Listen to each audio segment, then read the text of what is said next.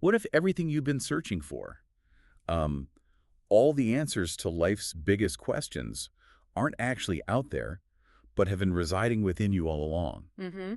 Today, we're embarking on a deep dive into a truly powerful idea that our own thinking is both the beginning and the end of our suffering. Yeah, it's a big claim.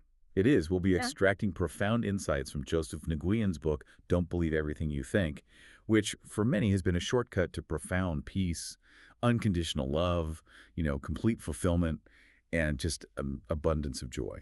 And it's crucial to understand, I think, that this isn't about just accumulating more facts or information. The author really emphasizes that the real transformation comes from gaining insight or wisdom by looking inside. Right, not just head knowledge. Exactly.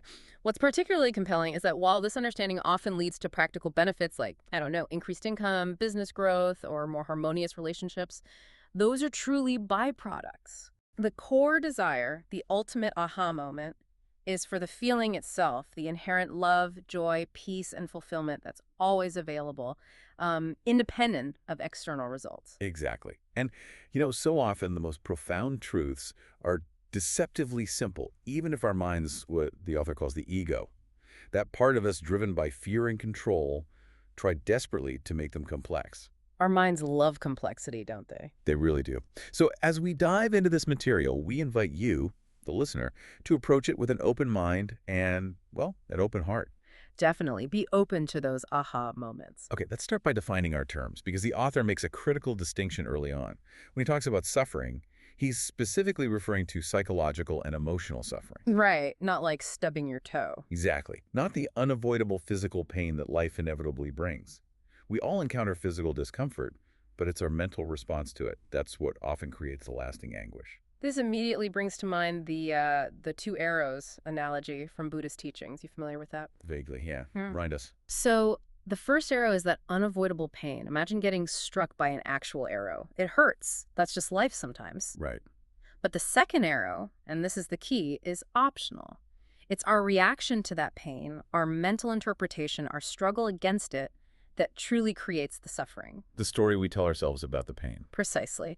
And the author himself admitted he understood this concept intellectually for years, but it wasn't until he grasped a deeper truth about, how our minds work that he truly felt its liberation.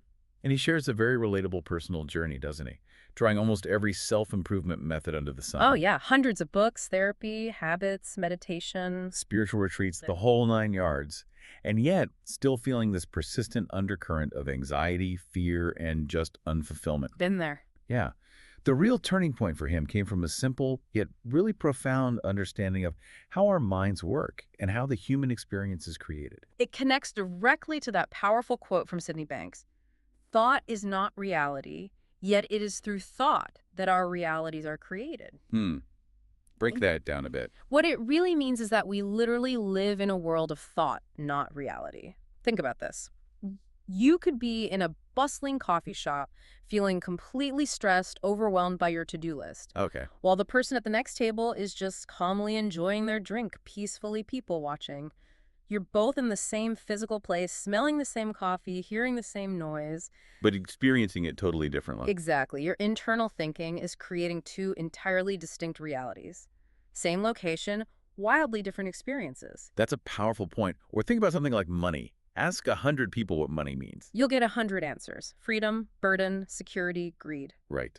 The physical currency is the same, but the meaning we attach through our thinking determines how we feel about it.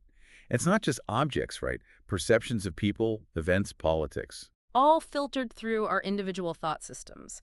So the thinking about the event, that's what determines the feeling. Which drives home that crucial insight. Our feelings do not come from external events, but from our own thinking about the events. Yeah. And therefore, we can only ever feel what we are thinking. Let's use a common example. Like, say you have a job you really resent. Oh. You're home, on the sofa with your family, maybe watching a movie. Everyone else is relaxed, but your mind is replaying some frustrating email from work. You're fuming, feeling anxious. Even though you're physically in a peaceful setting. Exactly. Your internal thinking is creating a completely different negative reality for you, regardless of the external circumstances. You're feeling your thinking, not the sofa or the movie. So for you, the listener, here's a quick thought experiment. If you find yourself frequently stressed or frustrated by something specific, ask yourself, who would I be without that persistent thought that causes me stress? Like, just for a moment, entertain that possibility. Right. Whether it's about your job, a relationship, something from the past, Mhm. take a moment. Really notice what shifts inside if you just let that thought go, even hypothetically. Don't jump into more thinking about it. Yeah, just notice. You'll likely feel a spontaneous sense of, well, maybe happiness, peace, freedom, a lightness surfacing. Which brings us to this profound conclusion, one that often initially surprises people. The root cause of our suffering is our own thinking. And again, that doesn't mean the suffering isn't real. Your feelings, your perception, they're absolutely real to you. Of course. But that perception, and therefore the suffering, is generated entirely inside out. The huge shift happens when we realize the moment we stop thinking is when our happiness begins. Wow. That truly highlights the principle. It reminds me of that Zen story, you know, the one, the young monk and the empty boat. Oh, yeah, classic. Tell it briefly. So this young monk, he struggled with meditation. Every little noise, wind, animals rustling, it drove him nuts, made him angry. Trying too hard, maybe. Totally. So he decides to meditate in a boat, middle of a lake. Perfect peace, right? Mm-hmm. One day, deep in meditation, bam, his boat gets rocked violently. Oh. He opens his eyes, sees another boat heading right for him. He starts yelling, furious, as it slams into his. He finally stands up, ready to give the other rower a piece of his mind. Oh. There's no one there. The boat was empty, just drifting. His anger, poof, gone in scuffs. There was no one to blame. Exactly. He realized his anger came purely from his reaction, his thinking about someone being irresponsible, not from the empty boat itself.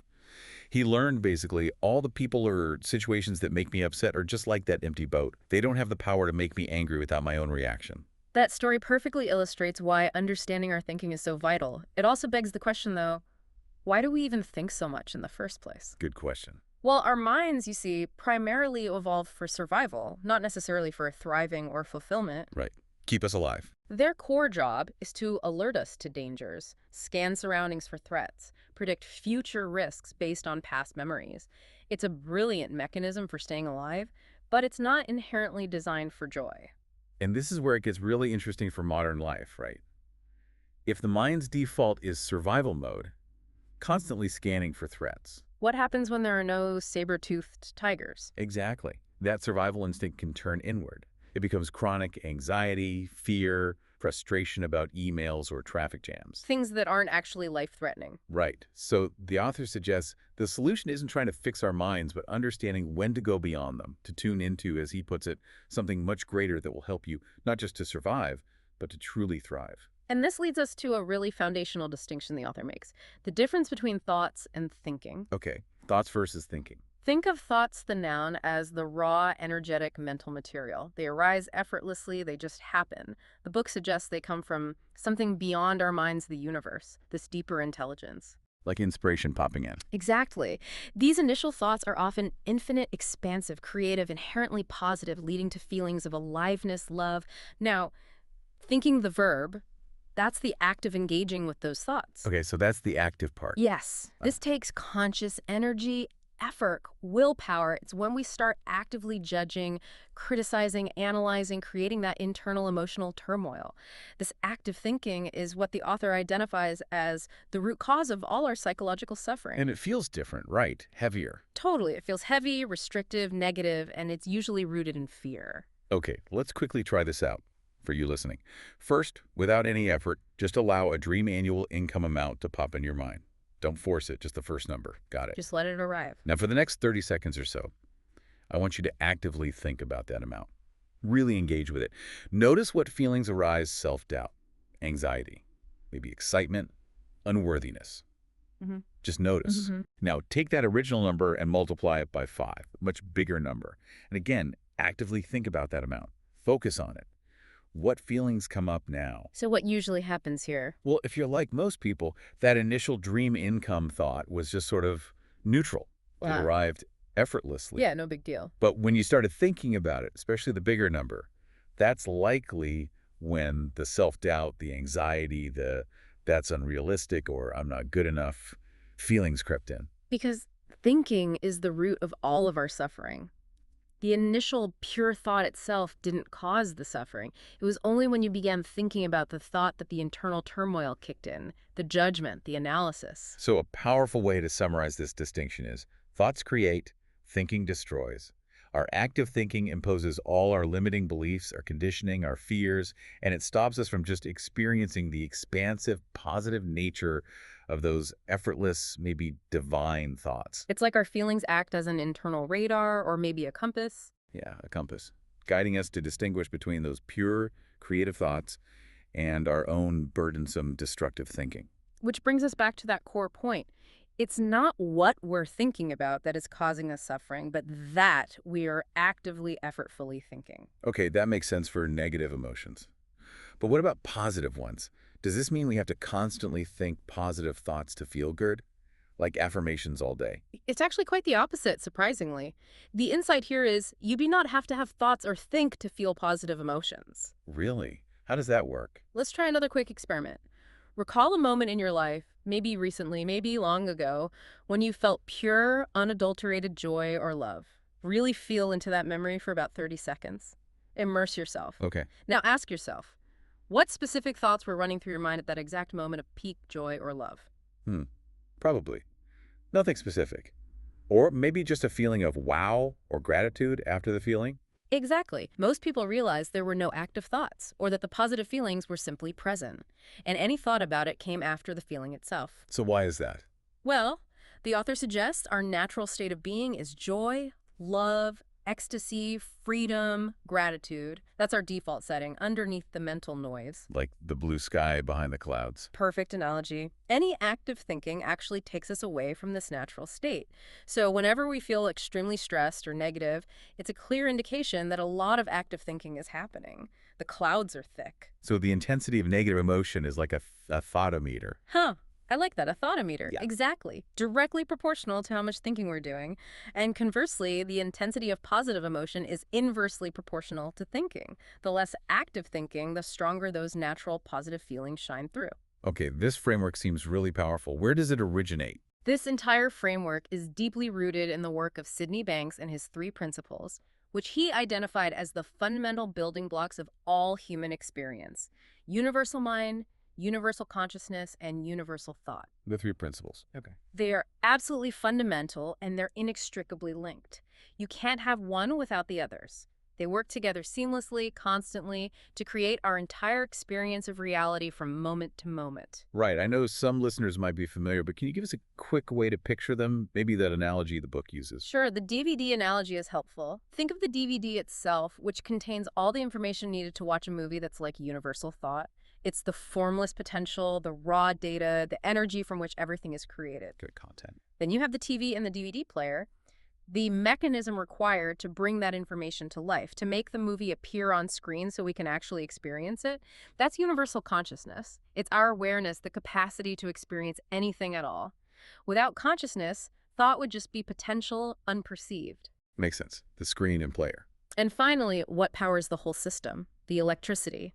That invisible energy and force that connects and powers everything, allowing the DVD player to read the disc and the TV to display it. That's universal mind. The intelligence behind it all. Exactly. Described as the intelligence behind all living things, the life force and energy present in everything. It's how an acorn knows how to become an oak tree, how planets stay in orbit, how our bodies heal without conscious instruction. Many might call it God, infinite intelligence, source. It's that formless energy. And that's where the effortless thoughts come from. That's the idea. They emerge from this universal mind. When we're connected to it, not caught up in our personal thinking, we naturally feel wholeness, love, joy, peace. It's our active manual thinking that creates friction, blocks this natural flow, and makes us feel separate and stressed. So the million-dollar question, how do we stop thinking then, if it's the root of suffering? Well, the challenge isn't really to stop all thoughts. That's impossible. Thoughts are constantly flowing like a river. The aim is simply to reduce the time we spend actively thinking about them, getting hooked by them, wrestling with them. Okay, so less engagement. Exactly. And here's the beautiful paradox. You don't actually have to do anything strenuous to minimize that active thinking, other than simply to be aware of it. Just awareness. That sounds too simple. It does, but think about it. By simply becoming aware that you're caught in a cycle of active, repetitive, maybe negative thinking, and recognizing in that moment that this thinking is the true source of your suffering, you automatically create a subtle detachment. Like stepping back from it. Precisely. You see it as thinking, not as ultimate reality. And that awareness allows it to naturally settle and pass on its own without you needing to fight it or fix it. It's like that analogy of the cloudy, dirty water in a glass. Perfect. If you try to stir it, filter it manually, force the dirt out, it just stays murky, right? You just keep agitating it. But if you simply set the glass down and let it sit undisturbed for a while, what happens? The dirt naturally settles to the bottom and the water becomes clear. Exactly. Our minds work the same way. Their natural state is clarity, peace, wisdom, like the clear water. It's only when we're constantly stirring things up with our active manual thinking that things feel cloudy, confusing, stressful. So if life feels unclear, if you're unsure what to do, it's a sign you're just thinking too much. That's the insight. You're stirring the glass. The solution isn't more thinking about the problem, it's allowing the thinking itself to settle down. Wow, that applies to so much. Like that quicksand analogy too. Oh, absolutely. If you fall into quicksand, what's your instinct? To struggle, to fight your way out. Right, but what does that do? Sucks you down faster. Exactly. The counterintuitive way out is to stop struggling, relax, spread your weight, and allow your natural buoyancy to bring you to the surface. So letting go of the struggle against our thinking allows our natural state, our inner wisdom, our buoyancy to surface. Perfectly put. Letting go allows clarity and peace to return naturally. And it's okay if we fluctuate, right? If we find ourselves clear one moment and then caught up in thinking the next. Oh, completely okay and totally normal. Their author emphasizes this. He describes us as spiritual, infinite beings having a physical, finite experience. So we naturally oscillate between that deeper connection and getting caught in the surface level thinking. The goal isn't perfection then. Not at all. It's not about never thinking again.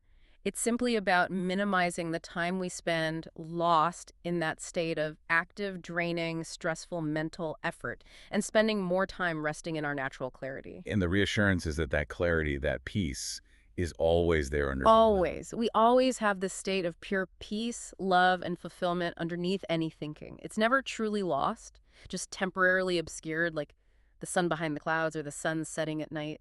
Just because you can't see the sun doesn't mean it's gone. Exactly. Knowing this fundamental truth allows you to return to your natural state of peace, love, and joy whenever you remember it. Whenever you notice you've gotten caught up in the storm of thinking. It's always accessible. This sounds incredibly liberating, truly. But, okay, let's get practical. If our minds and all that effortful thinking are the problem, how do we actually function? How do we thrive in the real world, achieve goals, do our jobs without all that constant mental effort? It's a really common and important question. We're so conditioned to believe effortful thinking is necessary for success. But let me ask you this. What thoughts are typically going through your head when you're doing your absolute best work? Like when I'm really in the zone. Yeah, totally captivated, entranced in that state of complete flow. What's happening mentally? Honestly, Hmm. probably nothing. Or if there are thoughts, they're just kind of flowing through, not like I'm trying to think them. Yeah. It's effortless. Exactly. For most people, the answer is no active thoughts at all, or that thoughts are just flowing right through you without you having to manually think about them. That's a profound realization right there. The state of peak performance for humans can be described as the state of non-thinking.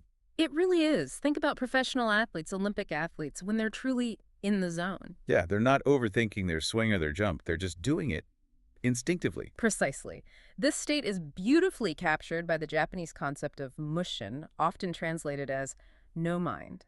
It means a mind free of random thoughts, free of anger, free of fear, and particularly free of ego. A clear mind. Yes, it allows for instantaneous action and reaction without hesitation, relying on highly trained, instinctive, almost subconscious responses. The author argues, quite convincingly I think, that thinking hinders the performance of athletes, and the same is true for everyone. It slows us down, adds friction, introduces doubt, and limits our natural capabilities. Okay, but wait. If we're letting go of all that active thinking, striving, analyzing, what happens to our goals, our dreams, our ambitions? Do we just stop wanting things, become totally passive? That sounds a bit scary, maybe, for driven people. It's a really valid concern, based on our usual way of operating. But the book offers a crucial distinction here. Goals themselves aren't inherently good or bad. It completely depends on their source. Where are they coming from? Okay, two sources. Yes. The author identifies two distinct sources: inspiration and desperation. Goals that are created from desperation are driven by a feeling of scarcity, urgency, lack.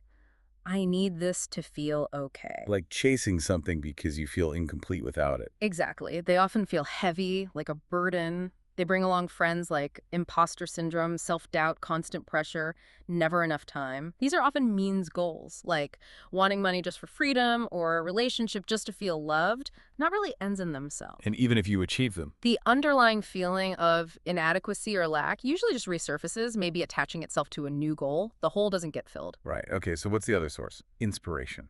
Goals from inspiration. These come from a place of feeling deeply moved, inspired, and expansive. It feels more like a calling rather than an obligation. Like an energy pulling you forward. Yes, a powerful force wanting to be expressed through you. You're creating from a sense of abundance, not lack. You're doing it purely because we simply want to. There's no heavy expectation of getting something out of it to fix yourself.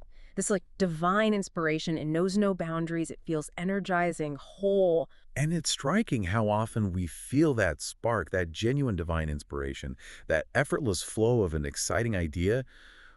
But then what do? We jump on it with our thinking. Right. We immediately suppress it. We doubt. We rationalize why it's unrealistic. Tell ourselves we're not good enough, don't have the time, it won't make money. All that conditioned thinking just shuts it down. It cuts us off from the very source of abundance and creativity.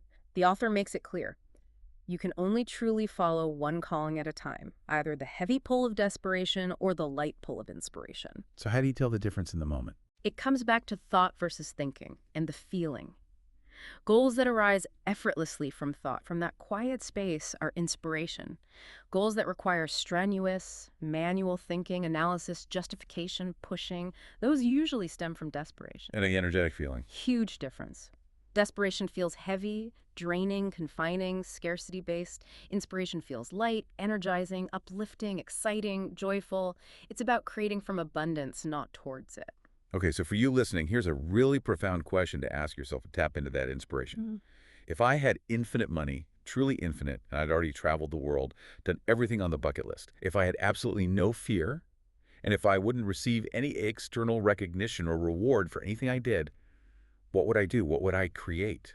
And the key is, don't think up an answer, don't strategize, just listen.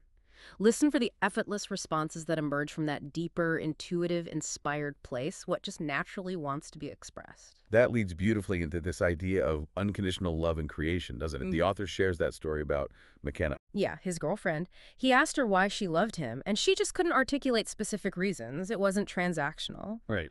And he realized her love was unconditional, it had no reasons.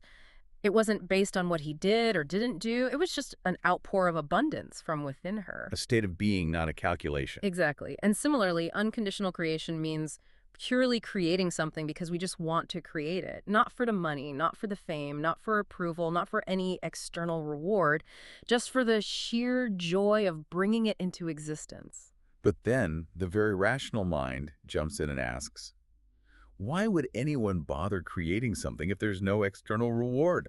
What's the point? Great question. Because, the author argues, when we create without conditions, without needing anything back from it, we immediately feel all the positive feelings we're ultimately seeking anyway. The joy, the peace, the love, the fulfillment.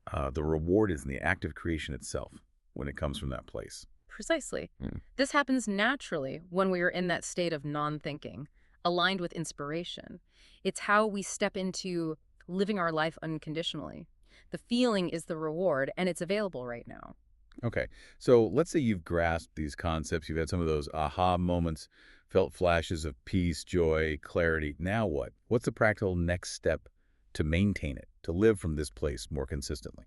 Well, the primary guide always is your own feelings. Remember that negative feelings, stress, anxiety, anger, frustration, are simply a signal. They're like a dashboard light telling you you're currently caught up in active manual thinking. So don't fight the feeling itself. No, the key isn't to fight the feeling because that's just more thinking, more resistance.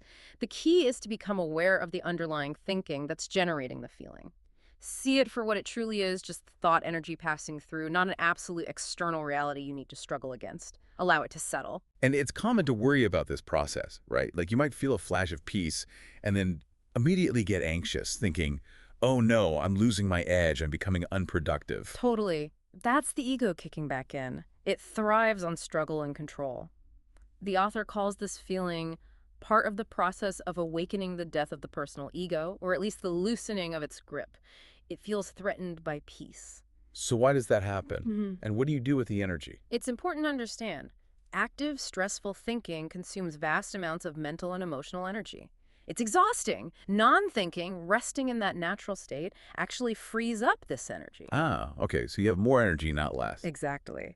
The subtle trick then is to consciously channel this newfound energy, this clarity into those goals of inspiration. We talked about the things that feel light, expansive, aligned with your true calling. That helps prevent the mind from defaulting back into its old habit of desperate overthinking patterns just to feel busy or important. This is where things like activation rituals or maybe just intentional morning routines can be really helpful. Incredibly powerful. They help you build momentum in that peaceful, clear, non thinking state right at the start of the day, setting the tone. It's a common practice you see with highly effective, creative people throughout history, consciously setting their inner state first. And how do we stay anchored in this state when making decisions? How do we know if it's good or bad? Well, remember Shakespeare's timeless wisdom. There is nothing either good or bad, but thinking makes it so. Right. It's our judgment. Exactly. Think of a piano. Are there any inherently wrong keys? No, just different nights, different sounds. Some combinations sound harmonious, others dissonant, depending on what you're going for. Precisely. Similarly, in life, from this perspective, there are no inherently wrong decisions. There are just choices, actions, outcomes, and our thinking about them makes them feel pleasant or unpleasant, successful or unsuccessful. Our perception, driven by our thinking, dictates our entire experience of the outcome. Which connects back to that idea that negative emotions are an indication of misunderstanding. Yes. When we're gripped by anger, fear, frustration, resentment, it's a sign that we're believing our active personal thinking in that moment. We've temporarily forgotten that our experience is coming from the inside out, from thought taking form via consciousness. And the solution isn't more complex thinking. No, the solution is remarkably simple. Just remember, it's just your thinking creating the feeling. Welcome the feeling without judgment. See the thinking for what it is. And as your awareness shifts back to this understanding, the negative feeling naturally loses its power and dissipates. The clouds part. Okay, so if we're not relying on effortful, analytical thinking for decisions, Yeah. how do we know what to do? How do we navigate life? It all comes down to learning to rely on and trust your gut feeling, intuition, or inner wisdom, that deeper knowing. That feeling we often ignore. The very one. The truth is, the author suggests, most of us already know deep down what to do in most situations. But fear, self-doubt, or the ingrained habit of needing external validation or logical proof stops us from acting on it. We try to confirm our intuition externally, right? Ask everyone else. Exactly, which just stirs up the water again, creates more thinking, more anxiety, more confusion. We doubt the quiet inner knowing and seek loud external confirmation. It reminds me of that Einstein quote, something about the intuitive mind. Yes, the intuitive mind is a sacred gift, and the rational mind is a faithful servant. We have created a society that honors the servant and has forgotten the gift. Powerful.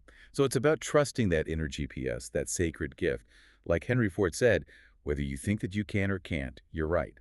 It speaks to the power of our internal state shaping our reality. Absolutely. And to truly follow intuition, you need to be in that state of non-thinking, or at least less thinking. That's where you have a more direct connection with that universal mind, that infinite intelligence we talked about. In this state, inspired actions, synchronicities, even things that feel like miracles can happen much more easily. Because you're not blocking the flow with your own limited thinking. Exactly. The liberating truth is we don't have to manually figure it all out ourselves. Our job, so to speak, is simply to get clear on the what we truly desire, what feels inspiring, the how. That's not really our department. That's up to the universe or that deeper intelligence to orchestrate once we get out of the way. That's a fascinating and maybe challenging concept for control freaks, like many of us are, especially since intuition often goes against conventional logic, doesn't it? It's that quiet, small voice inside. It often does feel illogical or impractical to the rational mind. So why don't more people listen to it if it's so powerful? One word, really. Fear. Fear of the unknown, fear of being wrong, fear of what others will think. Intuition lives in the space of the unknown, and stepping into that requires trust, faith.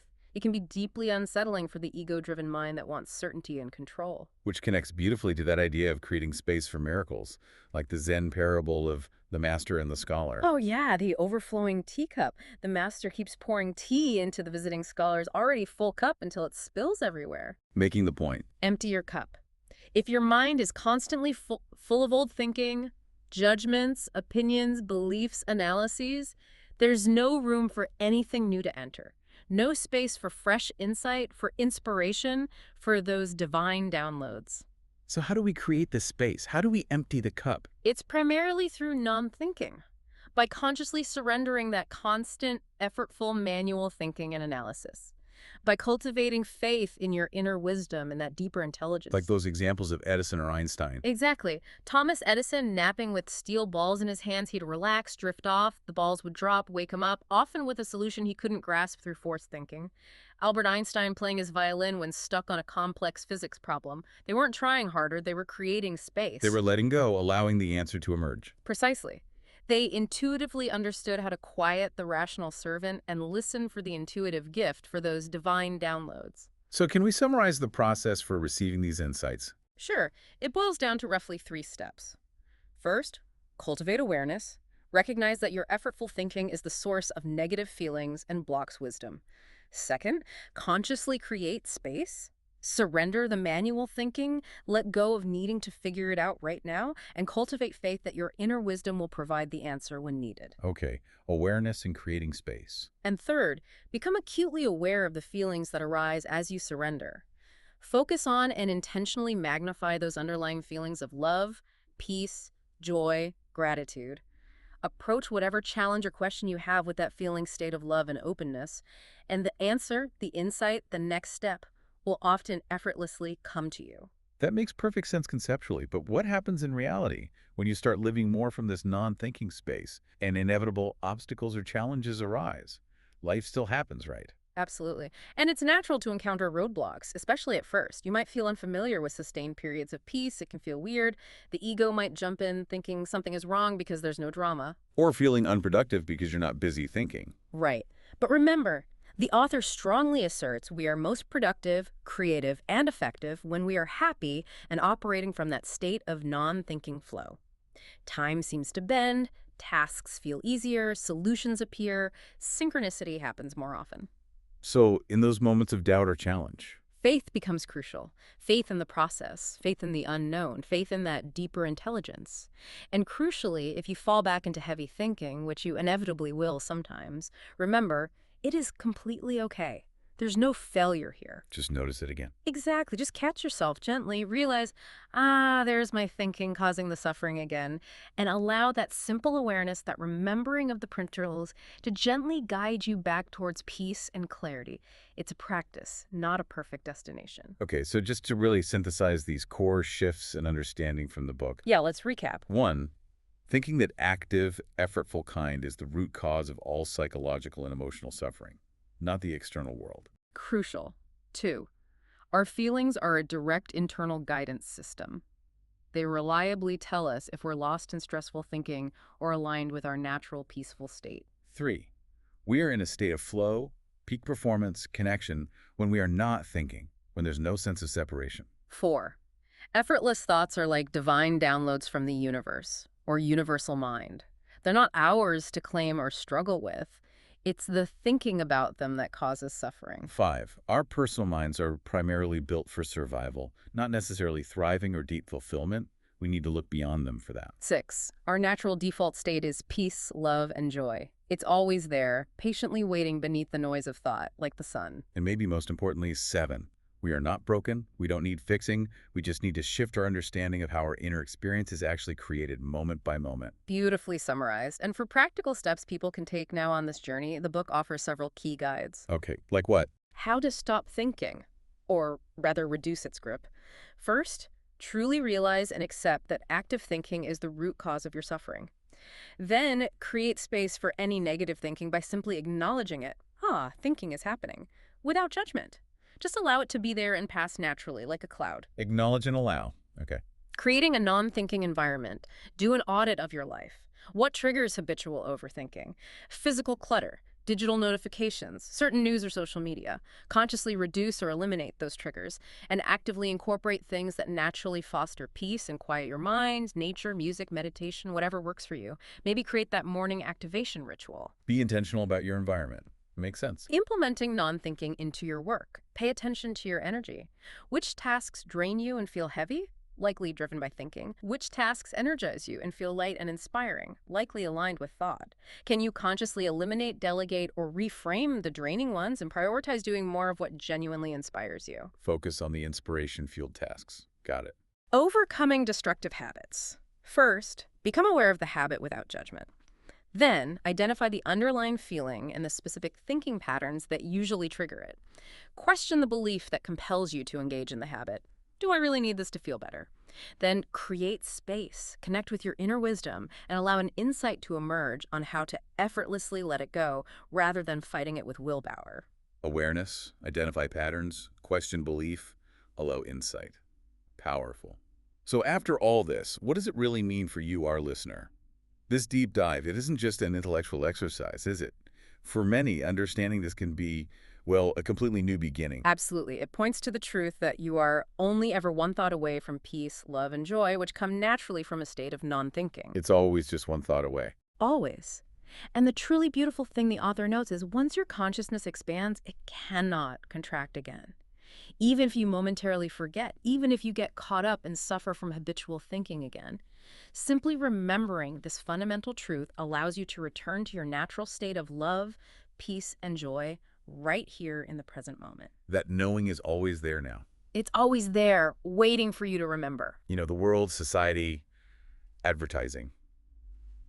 It will always try to tell you you're not enough, that you need something external, more money, more status, the perfect relationship, the next achievement to finally be happy or fulfilled. That's the dominant narrative for sure. But the core insight from this work, this understanding, is that everything you could possibly ever want and need is already inside of you. You are already fundamentally all the love, joy, peace, and fulfillment you could ever desire. It's your inherent nature. It's only when we get caught up, lost in our active personal thinking, that we temporarily lose sight of this profound, simple truth. So, here's a final thought to leave you with.